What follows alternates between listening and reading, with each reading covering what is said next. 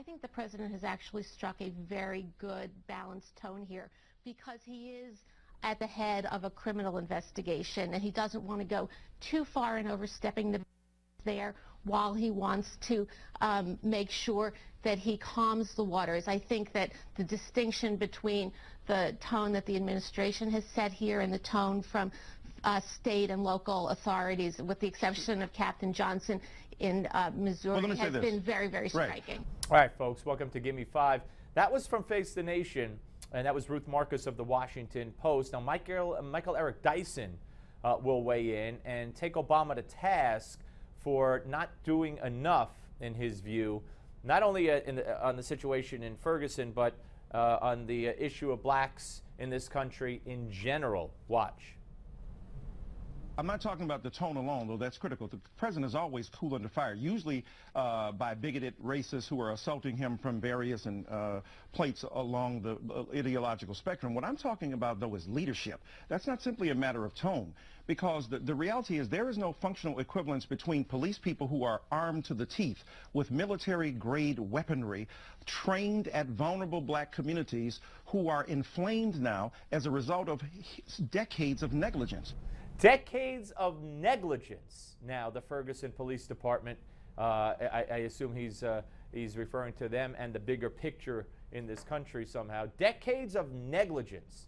Remember, this centers around the death of Michael Brown, who, according to police, broke the eye socket of a police officer, went for his gun, grabbed his gun, it went off, and he ran, and then he charged back at him and fired upon when he wouldn't stop until he was dead, because the officer, I believe, was in fear of his life. He was woozy from the attack, the assault to his eye, broke 2 bones. And this is the issue? This is the moment in time? I mean, you know, it just, but you notice anybody who criticized Obama from an ideological point of view, he called bigots and racists. Did you hear that? I think that's what he said. Yeah, and it just brushed over on Face the Nation on CBS, and he gets away with that kind of rhetoric. Next.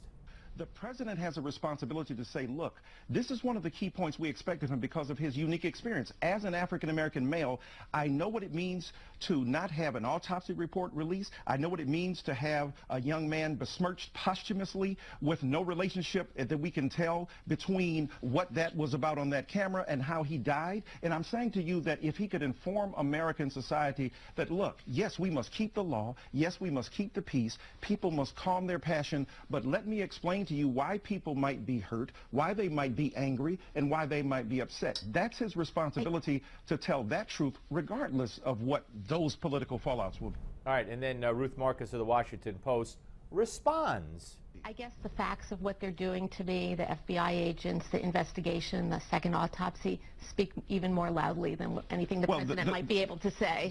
No, it's not either or. The president can do, look at LBJ. Look at, for God's sake, look at even what Nixon did vis-a-vis affirmative action, but look at what John F. Kennedy did. Look at what Bill Clinton did. No, there's not an either or. You can deploy political strategies and public policies, and at the same time, we need his leadership, his vision, his unique style. He's an oratorical genius. He's an oratorical genius, Barack Obama is. They're gonna sue me. Well, why don't they do their job? I'm good. I'm doing their job, and they're gonna sue me. Oratorical genius. Next. Especially white people whose white privilege, in one sense, obscures from them what it means that their children can walk home every day and be safe. They're not fearful of the fact that somebody will kill their child who goes to get some iced tea and some candy from a store. Until that quality is brought, the president bears a unique responsibility and burden to tell that truth. Really? Parents aren't afraid for their children? White parents aren't afraid that someone's going to kill their children, kidnap their children, harm their children? Really? Black parents are afraid and should be afraid if they're in a black neighborhood because of the black-on-black crime, not because of the cops. This is a sick, twisted argument. Stay tuned for your Newsmax Now update.